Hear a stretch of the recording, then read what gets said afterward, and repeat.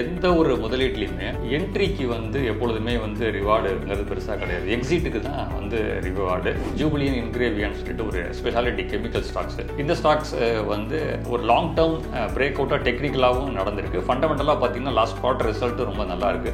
எப்படி ஜொமேட்டோவை இப்போ நம்ம இந்த கரெக்ஷனில் கன்சிடர் பண்ணுமோ, அதுக்கு முன்னாடி ஜூலை ஆகஸ்ட் செப்டம்பர் பீரியட்ல ஜொமேட்டோவை எக்ஸிட்டுக்கு நாங்கள் கன்சிடர் பண்ணோம்.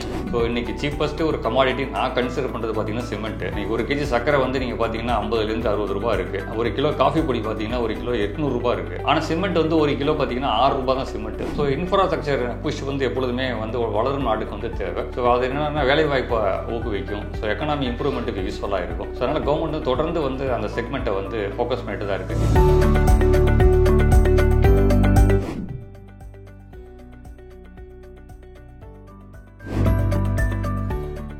நியூஸ் கஃபே நேயர்களுக்கு வணக்கம். ஒரு புது வருட துவக்கமாக இருக்கட்டும், இல்லை ஒரு பட்ஜெட் அனௌன்ஸ்மெண்ட்டாக இருக்கட்டும், இந்த மாதிரி சமயங்களில் தங்களோட போர்ட்ஃபோலியோவை எப்படி டைவர்ஃபிகேஷன் பண்ணிக்கிறாங்க ஃபினான்சியல் எக்ஸ்பர்ட் அப்படின்னு கேட்டு தெரிஞ்சுக்கிறதுக்காக இன்னைக்கு ஃபினான்சியல் எக்ஸ்பர்ட் மிஸ்டர் முரளிதர் அவர்களை நிகழ்ச்சிக்கு இன்வைட் பண்ணியிருக்கோம். சார் வணக்கம். வணக்கம், எப்படி இருக்கீங்க? நல்லா இருக்கு சார், நீங்கள் நல்லா இருக்கீங்களா? நல்லா இருக்கும். ஒரு 4-5 மாதமாகவே பார்க்குறோம், நம்ம எதிர்பார்த்தபடி மார்க்கெட் சரியாக இல்லை. பெரிய வாலட்டாலிட்டியாக இருக்குது, ஒரு ஆசிலேஷன்லேயே இருக்குது. ஆனால் இப்போ 2025 ஆரம்பித்து நல்லபடியாக போகும் அப்படின்னு எதிர்பார்த்தோம். ஒரு மாதம் கடந்துட்டோம், இன்னும் ஒரு பெரிய முன்னேற்றம் அப்படின்னு வரல மார்க்கெட்டில். ஆனால் இந்த லாஸ்ட் ஒரு 3 month 4 monthல இந்த மாதிரியான ஒரு கரெக்ஷன் இருக்கிற டைம்லையும் சில ஸ்டாக்ஸ் நீங்கள் கன்சிடர் பண்ணியிருப்பீங்க இல்லையா? ஸோ என்ன மாதிரியான ஸ்டாக்ஸ் எல்லாம் அந்த டைமில் கன்சிடர் பண்ணீங்க? உங்களோட போர்ட்ஃபோலியோவில் எப்படி அதுக்குண்டான ஸ்பேஸ் எப்படி கொடுத்துறீங்க அப்படின்னு தெரிஞ்சுக்கலாம் தான். ஜென்ரலாக லாஸ்ட்டு கோவிட்லேருந்து ஒரு 4.5 years புல் மார்க்கெட் இருக்குது. இப்போ யூஸ்வலாக ப்ரீவியஸ் ஹிஸ்ட்ரியை பார்க்கும்போது ஒரு புல் மார்க்கெட்டுங்கிறது ஒரு 4 to 5 years பீரியட் வரைக்கும் நடக்குது. அதுக்கப்புறம் ஒரு 2 years கரெக்ஷன் ப்ளஸ் சைடுவேஸ் தென் கன்சாலிடேஷன். அப்படி தான் அடுத்த புல் மார்க்கெட்டுக்கான காலங்கள் இருக்குது. போன இன்டர்வியூலாம் கூட நிறைய தடவை நம்ம டிஸ்கஸ் பண்ணியிருக்கோம். எல்லா செக்டார்ஸுமே இந்த போன வருஷத்தில் பீக் வந்துருச்சு.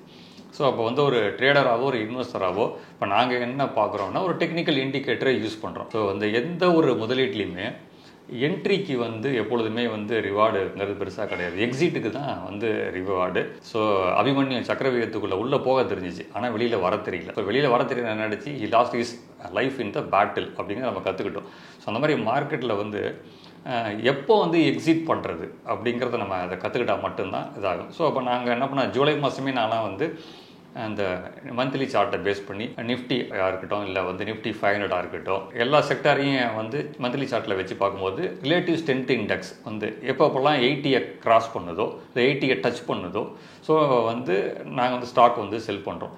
நமக்கிட்ட எந்த emotional attachment with any other ஸ்டாக்ஸும் கிடையாது. வாரன் பஃபெட் சொன்ன மாதிரி டோன்ட் லவ் யுவர் ஸ்டாக்ஸ் அப்படிங்கிறத அவரே சொல்லியிருக்காரு. ஸோ அதனால் நமக்கு எல்லாமே நம்பர் தான். அது ரிலையன்ஸ் இண்டஸ்ட்ரீஸ்னாலும் நம்பர் தான், HDFC பேங்காக இருந்தாலும் நம்பர் தான், இல்லை ஒரு டாக்டர் ரெட்டிஸ்ங்கிற எல்லாமே நமக்கு நம்பர் தான். ஸோ அப்போ டெக்னிக்கலாக என்ட்ரியோட எக்ஸிட் தான். காரணம் என்னென்னா, கடந்த அக்டோபர் மாதம் பார்த்தீங்கன்னா கவர்மெண்ட் ஒரு அனௌன்ஸ்மெண்ட் கொடுத்துச்சு. அது என்னென்னா இந்த ஆயில் அண்ட் கேஸ் செக்டாரில் இருக்கிற அந்த கம்பெனிஸ்க்கு அலோகேஷன் ஆஃப் யூனிட்ஸ் சப்சிடியை குறைக்க போகிறோம் அப்படின்னு சொல்கிறதுனால MGL, குஜராத் கேஸு, IGL இந்த ஸ்டாக்லாம் பார்த்தீங்கன்னா அந்த பீரியடில் 50% கிட்ட கிராஷ் ஆச்சு. ஆனால் 50% ஒரு ஸ்டாக் அப் ட்ரெண்டில் மேலே போகிறதுக்கு 1 வருஷம் கூட ஆகலாம், 2 வருஷம் கூட ஆகலாம். ஆனால் டவுன் ட்ரெண்டுக்கு பார்த்தீங்கன்னா ரொம்ப குயிக்காக நடந்து முடிஞ்சிடும். ஸோ அப்போ என்ட்ரியை விட எக்ஸிட் முக்கியம் அப்படிங்கிறது ரொம்ப முக்கியம். ஸோ இந்த கரெக்ஷன் பார்த்தீங்கன்னா நல்ல ஒரு குவாலிட்டி ஸ்டாக்ஸை நம்ம ஐடென்டிஃபை பண்ணுறதுக்கான CDSL இருக்குது, centre for deposit limited. So இதெல்லாம் பார்த்தீங்கன்னா ஒரு மோனோபொலி பிஸ்னஸ் அப்படிங்கிறத சொல்லலாம். இதில் NSDL, CDSL 2 மட்டும் தான் இப்போதைக்கு இருக்குது இந்த கேட்டகரியில். NSDL இன்னும் லிஸ்டிங்க்கு இன்னும் வரவே இல்லை. ஸோ CDSL இருக்குது. ஸோ CDSL கிட்டத்தட்ட அரௌண்ட் ஒரு 2000 டச் பண்ணி இப்போ 1250 கிட்ட இருக்குது. ஸோ இதெல்லாம் இந்த மாதிரி கரெக்ஷனில் ஆட் பண்ணக்கூடிய ஒரு quality stock. Amara Raja battery even நம்ம லாஸ்ட் இயர் டிஸ்கஸ் பண்ணியிருந்தோம். அப்போல்லாம் 859 இருந்துச்சு, அங்கேருந்து 1800 வரைக்கும் போச்சு. ஸோ இப்போ திரும்பி பார்த்தீங்கன்னா நல்ல கீழே ஃபாலோ இருக்குது. ஸோ இந்த மாதிரி ஸ்டாக்ஸை இந்த மாதிரி மார்க்கெட் கரெக்ஷனை யூட்டிலைஸ் பண்ணிக்கிறதுக்காக கன்சிடர் பண்ணியிருக்கோம். அண்ட் தென் ஜூபிலியன் இன்கிரேவியான்னு சொல்லிட்டு ஒரு ஸ்பெஷாலிட்டி கெமிக்கல் ஸ்டாக்ஸ். இந்த ஸ்டாக்ஸ் ஒரு லாங் டேர்ம் பிரேக் அவுட்டாக டெக்னிக்கலாகவும் நடந்திருக்கு. ஃபண்டமெண்டலாக பார்த்தீங்கன்னா லாஸ்ட் குவார்டர் ரிசல்ட் ரொம்ப நல்லா இருக்கு. ஸோ ஜென்ரலாக பார்த்தீங்கன்னா சில ஸ்டாக்ஸ் எல்லாம் பார்த்தீங்கன்னா டெக்னிக்கல் ஆட்ரிபியூட்ஸ், ஃபண்டமெண்டல் ஆட்ரிபியூட்ஸ் கிட்டத்தட்ட ஒரு பர்டிகுலர் பாயிண்ட்ல சிங்க் ஆகும். அந்த சிங்க் ஆகும்போது பார்த்தீங்கன்னா நல்ல அப் ட்ரெண்ட் இருக்கும். அதே ரெண்டுமே நெகட்டிவாக போகுது அப்படின்னா அதே டவுன் ட்ரெண்ட்லையும் பார்த்தீங்கன்னா ஒரு இடத்துல பாயிண்டில் சிங்க் ஆகும். அந்த சிங்கில் நம்ம எக்ஸிட் பண்ணணும். ஸோ இப்போ ஆட் பண்ணுறதுல இப்போ ஜூபிலியன் இன்கிரேவியில் பார்த்தீங்கன்னா இந்த மாதிரி டயத்துலலாம் வந்து நம்ம வந்து கன்சிடர் பண்ணலாம் ஜூபியன் கிரேவியா. அதே மாதிரி ஜொமேட்டோ. ஸோ ஜொமேட்டோ வந்து இன்றைக்கி யாரும் தவிர்க்க முடியாது. ஜொமேட்டோ, ஸ்விக்கியோ ஸோ வருங்காலத்தில் இது கூட தான் போகுது தவிர இந்த யூசேஜ் வந்து குறைய போகிறது கிடையாது. அதனால் வந்து இந்த மாதிரி கரெக்ஷனில் வந்து இந்த ஸ்டாக்ஸை வந்து கன்சிடர் பண்ணலாம். ஒரு ரூமர் கூட இருக்குது, ஜொமேட்டோ வந்து இண்டெக்ஸில் வந்து ஆட் பண்ண போகிறாங்க இந்த ஸ்டாக்கை அப்படிங்கிற மாதிரி ஒரு லார்ஜ் கேப் கேட்டகரியில் ஆட் ஆகும். வரைக்கும் ரூமராக தான் இருக்குது. ஸோ அதனால் வந்து அது ரூமர் இல்லையோ ஸோ டெக்னாலஜி பேஸ்டு ஒரு என்ன சொல்கிறதுனா ஒரு பிஸ்னஸ் அப்படிங்கிற பட்சத்தில் வந்து ஜொமேட்டோ வந்து இந்த பீரியடில் வந்து கன்சிடர் பண்ணலாம். ஸ்விக்கிக்குள்ளே வந்துச்சுன்னா ஜொமேட்டோவுக்கு ஒரு பெரிய அடி இருக்கும் அப்படின்னாங்க. இது வரைக்கும் அந்த மாதிரி எதுவும் ஒரு டிஃப்ரென்சஸ் நடக்கலை இல்லையா? ஆமாம், எப்பொழுதுமே வந்து எல்லா இண்டஸ்ட்ரிலையும் பார்த்தீங்கன்னா த்ரெட்டு இருக்கும், ஆப்பர்ச்சுனிட்டி இருக்கும். இப்போ நீங்கள் பேங்க்குன்னு பார்த்தீங்கன்னா இவ்வளோ ப்ரைவேட் பேங்க்ஸ் இருக்குது, இவ்வளோ பப்ளிக் செக்டார் பேங்க்ஸ் இருக்குது. அதே மாதிரி சிமெண்ட் கம்பெனிஸில் இவ்வளோ சிமெண்ட் கம்பெனிஸ் இருக்குது. ஆனால் எஸ்டாப்ளிஷ்டு பெரிய குவாலிட்டி பிளேயர்ஸ் வந்து ஆல்வேஸ் பிஸ்னஸ் வந்து பண்ணுறவங்க வேண்டி தான் இருப்பாங்க. ஸோ அவங்க மார்க்கெட் ஷேர் எப்படி தக்க வச்சுக்கணும்னு தெரியும். புது வந்து வாடிக்கையாளர்களை கவர்றதுக்கான புது யுக்திகளை வந்து அவங்க கையாளுவாங்க. ஸோ வந்து அதனால் வந்து இதெல்லாம் வந்து அந்த மேனேஜ்மெண்ட்டோட கெப்பாசிட்டியை பொறுத்து டெஃபினட்டாக இந்த பிஸ்னஸ்லாம் சஸ்டெயின் ஆகும். ஸோ அதனால் வந்து த்ரெட்டை பற்றி கவலைப்படாமல் ஸோ ஆப்பர்ச்சுனிட்டியை பற்றி தான் நம்ம வந்து ஃபோக்கஸ் பண்ணலாம். அது ஓகே, ஒரு ஸ்டாண்டர்ட் பிஸ்னஸ் அப்படின்னா பரவாயில்ல. இந்த மாதிரியான ஒரு செக்டார் எல்லாமே வந்து இன்றைக்கி இருப்பாங்க, நாளைக்கு இருப்பாங்களா அப்படின்னு தெரியவே தெரியாது. ஒரு வெயிட்டான காம்படிட்டர் வந்துட்டாங்க அப்படின்னாக்கா இது அதோட இல்லாமல் போயிடும் இல்லையா? ஸோ அந்த மாதிரியான ஒரு பயம் இருக்குல்ல. ஸோ அதனால கேட்குறேன் ஜொமேட்டோவில் இன்வெஸ்ட். கரெக்டு. பட் ஜென்ரலாக வந்து பார்த்தீங்கன்னா சில தொழிலில் வந்து என்ட்ரி பேரியர் வந்து அவ்வளோ கஷ்டமாக இருக்கும். ஸோ அந்த மாதிரி பிஸ்னஸில் வந்து நம்ம அந்த ஆப்பர்ச்சுனிட்டிஸ் ஐடென்டிஃபை பண்ணி நம்ம வந்து இன்சர்ட் பண்ணலாம். இந்த பிஸ்னஸில் வந்து பார்த்தீங்கன்னா ஒரு எஸ்டாப்ளிஷ்டு மார்க்கெட் பிளேயரை வந்து திருப்பி வந்து புதுசாக என்னதான் டெக்னாலஜி யூஸ் பண்ணி இன்னொரு மொபைல் ஆப் இன்ட்ரடியூஸ் பண்ணாலும் பட் அந்த மார்க்கெட் ஷேர் வந்து உடைக்கிறது வந்து கஷ்டம். ஸோ இவங்கள்ட்ட ஒரு பெரிய ஸ்ட்ராங் கஸ்டமர் டேட்டா பேஸ் இருக்குது. இப்போ இந்த கடந்த சில வருடங்களாக பார்த்தீங்கன்னா இப்போ நீங்கள் நானும் கூட அந்த கஸ்டமர் டேட்டா பேஸில் இருப்போம் நம்ம. ஸோ நம்ம வந்து எவ்வளோ தடவை வந்து அந்த ஆப்பை யூஸ் பண்ணுறோம், வந்து என்னென்ன மாதிரி ஃபுட்ஸ்லாம் நம்ம ஆர்டர் பண்ணுறோம், நம்மளோட ஏஜ் என்ன, நம்மளுடைய ஸ்பெண்டிங் ஹேபிட் எப்படி இருக்குது, வெஜ் யூஸ் பண்ணுறோமா நான்வெஜ் யூஸ் பண்ணுறோமா, இந்த மாதிரி வேரியஸ் டேட்டா பேஸ் வந்து இவங்ககிட்ட இருக்குது. ஸோ அப்போ பார்த்தீங்கன்னு சொல்லி சொன்னால் இவங்களுக்கு வந்து ஸ்பெசிஃபைடாக வந்து உங்களுக்கு என்ன தேவையான ஃபுட்டு அந்த ஃபுட்டுக்கான ஆஃபரை வந்து இவங்க கொடுப்பாங்க. இப்போ புதுசாக வர வந்து அவங்களோட டேட்டா பேஸ் இருக்காது. ஸோ அதனால் வந்து it will take time. So இவங்ககிட்ட நிறையா இருக்கும், ஏரியா வைஸ் இருக்கும், வெஜ் நான்வெஜ் வைஸ் கேட்டகரி இருக்கும், ஏஜ் குரூப் வைஸ் இருக்கும்.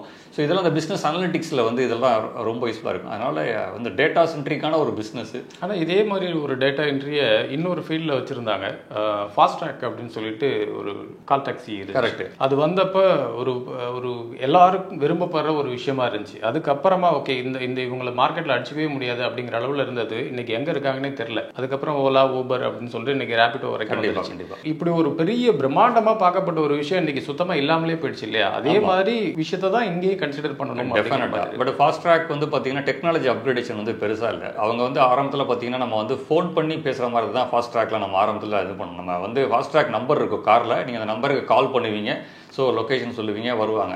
பட் ஊபேர் ஓலா காலத்தில் வந்து லொக்கேஷன் வந்து ஆட்டோமேட்டிக்காக பிக் பண்ணி வர மாதிரி ஆயிடுச்சு. ஸோ அதனால் அந்த டெக்னாலஜி அப்கிரேடேஷன் வந்து அவங்க யூட்டிலைஸ் பண்ணிக்கல. ஈவன் நீங்கள் நோக்கியா அழிஞ்சது காரணமே நீங்கள் என்னன்னு பார்த்தீங்கன்னா டெக்னாலஜி அப்கிரேடேஷன் இல்லை. ஸோ அதனால் வந்து டெக்னாலஜி அப்கிரேடேஷன் ஒரு பிஸ்னஸை வந்து இன்னும் பெட்டராக கொண்டு போகிறதுக்கான அந்த மேனேஜ்மெண்ட்டுக்கான கெப்பாசிட்டி இருக்கணும்.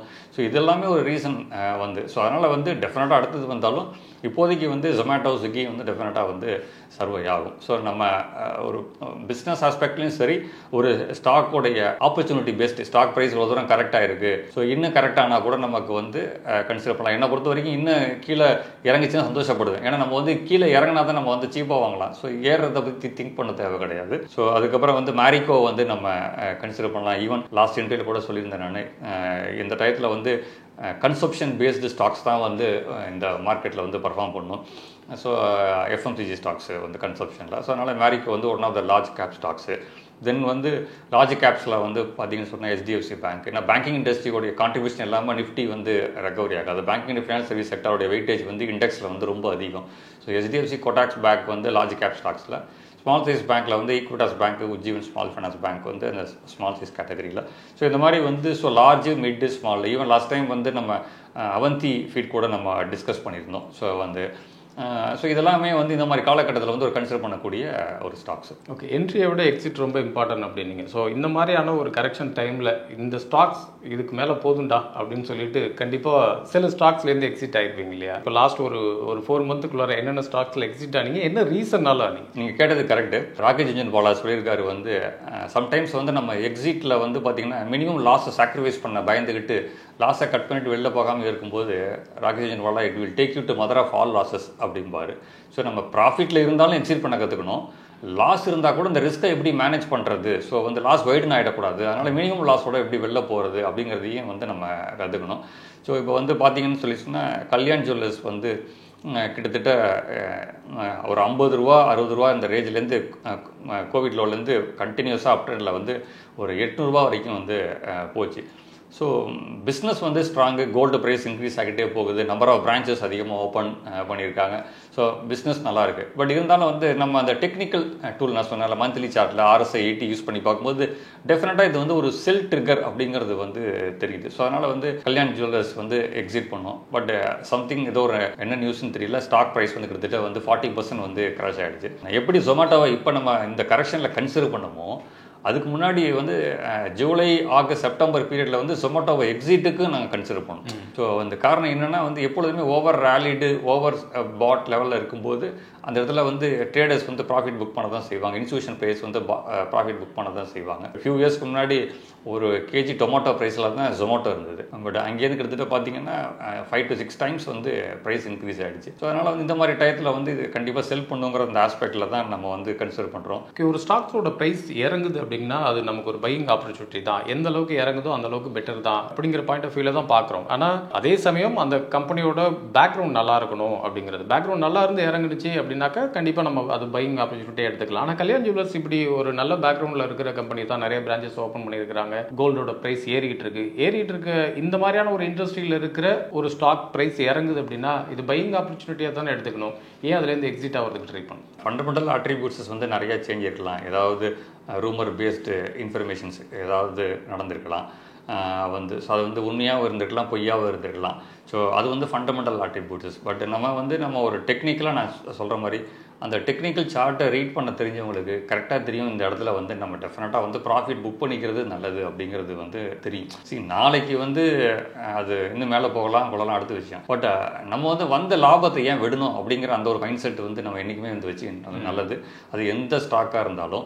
So managing money is more important than making money அப்படின்னு சொல்லுவாங்க. ஸோ இருக்கிற பணத்தை நம்ம எப்படி மேனேஜ் பண்ணுறது நம்ம கற்றுக்கிட்டால் மட்டும்தான் ஃபர்தராக வந்து நம்ம ஸ்டாக் மார்க்கெட்லேயோ இல்லை எந்த ஒரு முதலீட்லையுமே வந்து நம்ம அசட்டை வந்து மேனேஜ் பண்ண தெரியும். இது எல்லா அசட்டுக்குமே பொருந்தும். ஸோ ரியல் எஸ்டேட் வந்து 2012 வந்து பீக்கில் இருந்தது. ஸோ அந்த பீரியடில் வந்து என்ட்ரானவங்க கடந்த 10-12 வருஷமாக ரியல் எஸ்டேட்டில் பெருசாக ரிட்டர்ன் பார்க்கல.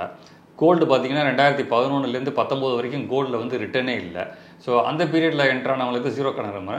19 என்ட்ரானவங்க வந்து இப்போ வந்து பீக் ப்ரைஸில் இருக்குது. ஸோ இந்த பீக் ப்ரைஸ் வந்து கோல்டில் கண்டினியூ ஆகும்போது இப்போ இந்த பீக்கில் வந்து கோல்டை செல் பண்ணி ப்ராஃபிட் புக் பண்ண தெரிஞ்சவங்க அடுத்த சைக்கிளில் திருப்பி கீழே போகும்போது அதை திருப்பி ரீஇன்வெஸ்ட் பண்ணி பெட்டராக வைப்பாங்க. ஸோ அதனால் வந்து எப்பொழுதுமே என்ட்ரியோட எக்ஸிட் தான் முக்கியம். ஸோ அதனால் டெக்னிக்கல் ஆஸ்பெக்டில் தான் நம்ம வந்து கல்யாண் ஜுவல்லர்ஸ் வந்து பார்த்து ஸோ நம்ம ஒரு எக்ஸிட் கால் வந்து எடுக்கிறோம். அதோட ஓகே, பேங்கிங் செக்டர் நல்லா தான் பர்ஃபார்ம் பண்ணிகிட்டு இருந்துச்சு. இந்த கரெக்ஷன் டைமில் பேங்கிங் செக்டர்லேருந்து பர்டிகுலராக இந்த ஸ்டாக்ஸ் அப்படின்னு சொல்லி அதுலேருந்து ஏதாவது எக்ஸிட் ஆகிருக்கீங்களா? சில ஸ்டாக்ஸ் வந்து நான் சொல்கிறேன், நம்ம அந்த லாஸ் வந்து ஒய்டன் ஆகிட்டே போயிட்டு இருக்கோம். ஈவன் நம்ம ஃபியூ மந்த்ஸ் பேக் நம்ம என்ட்ரியில் கூட நம்ம பந்தன் பேங்க் பற்றி எல்லாம் கன்சிடர் பண்ணோம். பட் அதனால் வந்து டெக்னிக்கலாக ஓவர் சோல்டு கண்டிஷன் இருந்தனால பவுன்ஸ் ஆகும்னு நினச்சோம். ஃபண்டமெண்டலாக டீசெண்டான பிஸ்னஸ் பந்தன் பேங்காக இருக்கட்டும், RBL பேங்காக இருக்கட்டும், ஈவன் IDFC பேங்காக இருக்கட்டும்.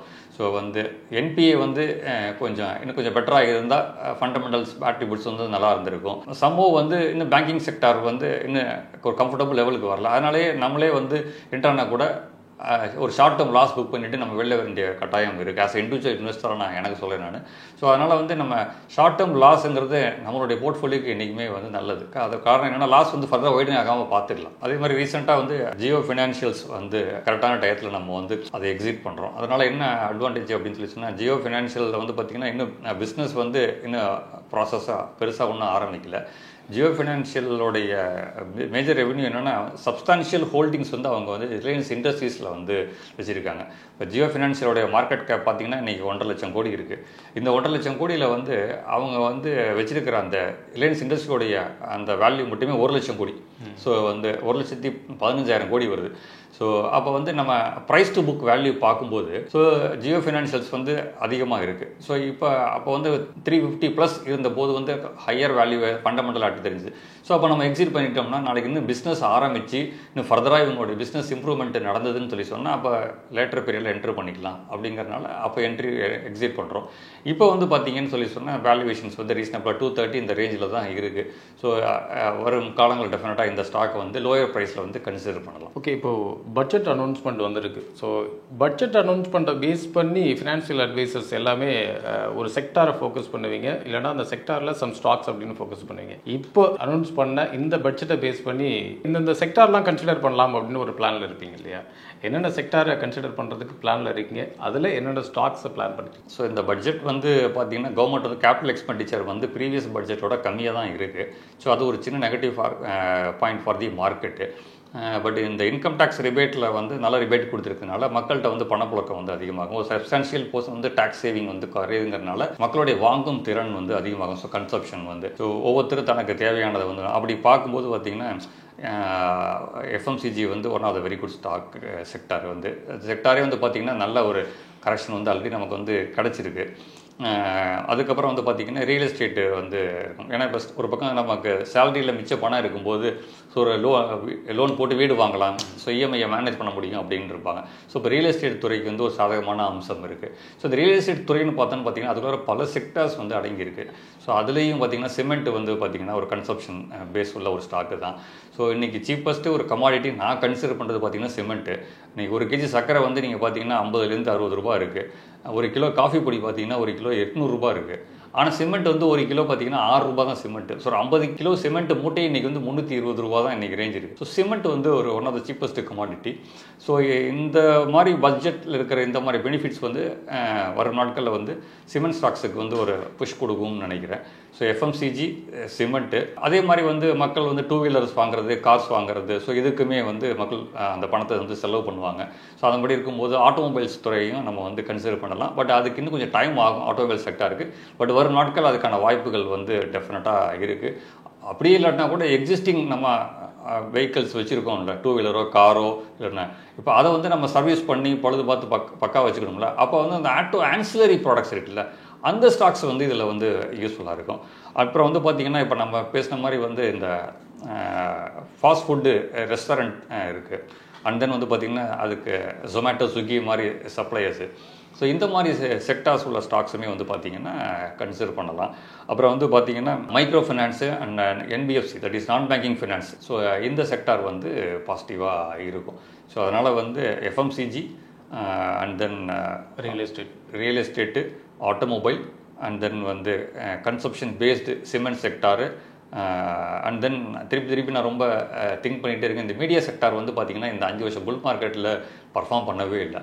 ஸோ நான் வாட்ச் பண்ணிட்டு தான் இருக்கேன். ஸோ மேபி ஒரு அண்டர் பர்ஃபார்மிங் இருக்கிற செக்டார் வந்து வரும் காலங்களில் வந்து ஒரு பர்ஃபார்மிங் செக்டாராக வந்து மாறுறது கூட இருக்கலாம். ரொம்ப most hated sector, most hated ஸ்டாக்ஸ்லாம் வந்து பார்த்திங்கன்னா மேபி வரும் ஆண்டுகளில் வந்து பலனிக்கக்கூடியதாக இருக்கலாம். டேக்ஸ் சேவிங்ஸ் அப்படிங்கிறதுனால நீங்கள் சொல்கிற மாதிரி real estate industry, FMCG, consumption products, இந்த சைட்லேருந்து இதுக்கெல்லாம் பாசிபிலிட்டி அதிகம் அப்படிங்கிறதுனால இதை சூஸ் பண்ணிங்க. ஆனால் மீடியா செக்டார்ஸுங்கிறதுல எதுலேயுமே பட்ஜெட் சைடில் எந்த ரிஃப்ளெக்ட்டுமே ஆகலையே, அதனால கண்டிப்பாக டெஃபினட்டாக இது வந்து எப்படின்னா ஒரு கான்ட்ரா இன்வெஸ்டிங்காக வந்து பார்க்கலாம். இப்போ பார்த்தீங்கன்னா சுகர் செக்டார் வந்து அண்டர் பர்ஃபார்மிங்கில் தான் தொடர்ந்து இருக்குது.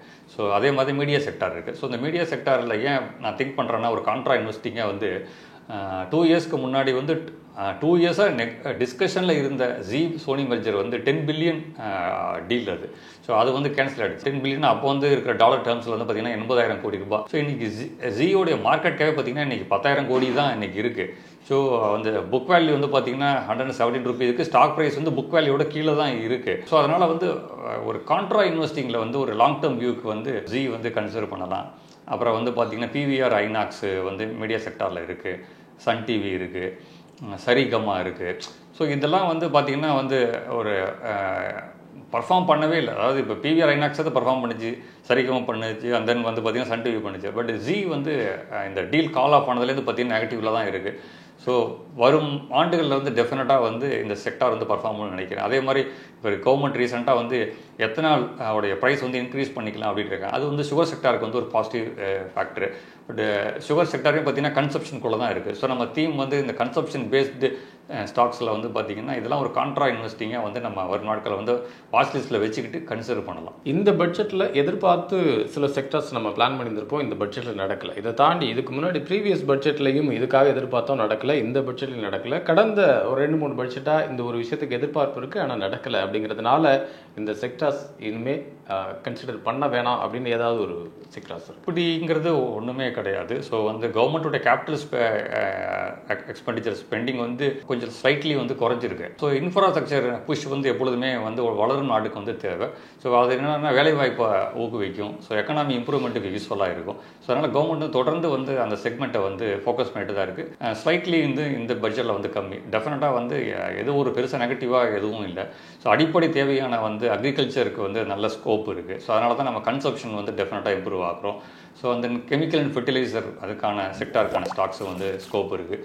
ஸோ அதனால் வந்து பட்ஜெட்டோடைய ப்ராசஸ் எப்படி இருந்தாலும் அதை பேஸ் பண்ணி சில ஸ்டாக்ஸுகள் வந்து டெஃபினட்டாக ஸ்டாக் ஸ்பெசிஃபிக் மூவ்மெண்ட் வந்து வரும் ஆண்டுகளில் கண்டிப்பாக இருக்கும். ஓகே, இன்றைக்கி நீங்கள் நிகழ்ச்சியில் கலந்துக்கிட்டதில் நிறைய விஷயங்கள் உங்கள்கிட்ட கேட்டு தெரிஞ்சுக்கிட்டோம். இன்றைக்கி நிகழ்ச்சிக்கு வந்து மிக்க நன்றி சார். மீண்டும் மற்றொரு நிகழ்ச்சியில் சந்திப்போம். வணக்கம். இந்த வீடியோ உங்களுக்கு பிடிச்சிருந்தா லைக் பண்ணுங்க, ஷேர் பண்ணுங்க, கமெண்ட் பண்ணுங்க. மறக்காம பெல் பட்டனை கிளிக் பண்ணிட்டு சப்ஸ்கிரைப் பண்ணிடுங்க.